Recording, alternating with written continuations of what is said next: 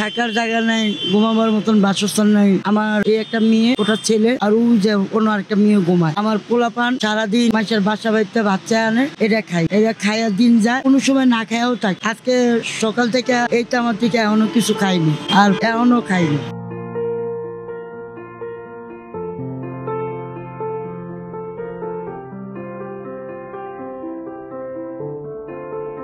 আজীব এই ঢাকা শহরে আজীব কিছু চিত্র দেখতে হয় সকাল থেকে সন্ধ্যা, রাত থেকে ভোর। তারই কিছু অংশ বিশেষ হিসেবে ছিন্নমূলের মানুষের অবস্থান রাস্তার ফুটপাতে। কেউ থাকে অট্টালিকায়, কেউ বা ঘুমায় রাস্তার পাশে গাছতলায়। এই হলো ঢাকা শহরের চিত্র।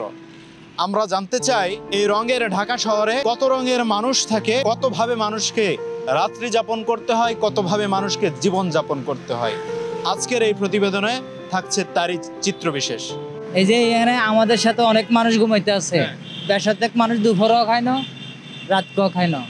ওই কয়েকটা নাস্তা হোটেল থেকে মনে বাসি নাস্তা সিঙ্গারা সমস্যা দিলে এগুলো আইয়েরা খায়, খাইয়ের দূর ফরি ঘুম যায়। কিছু করিবার না, মালিকের ইচ্ছা, সব হলে মালিকের ইচ্ছা, মালিকে সবকিছু করিবার মালিক। মনে মনে চিন্তাও করি, আমরা চিন্তা না করি না, একটা ব্রেকফেল গাড়ি আইয়ের যদি আমাকে আরো ভরি জায়গা তাহলে জীবনটা মনে করেন না শেষ। এই কারণে সব হলে মালিকের ইচ্ছা।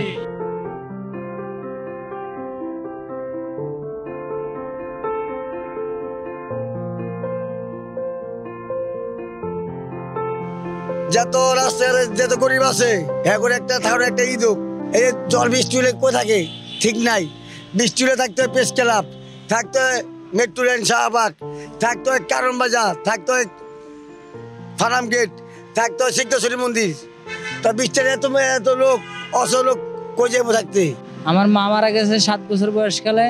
আমি 7 বছর বয়সকালে মারা মাটি দিয়ে কবরের মধ্যে সবাই দিয়ে তারপরে দিন বাড়িছি দিয়ে এই বাড়ার মধ্যে এখনো বর্তমানে আছে।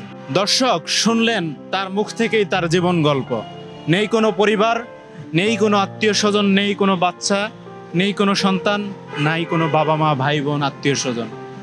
হযবরল এই জীবনদেগি নিয়ে আছে রাজপথের রাস্তার পাশে ফুটপাতে ঘুমিয়ে। এভাবে আর কতদিন থাকবে, কিভাবে তার দিন কাটবে, কিভাবে তার রাত কাটবে বলতে পারে না সে নিজেও।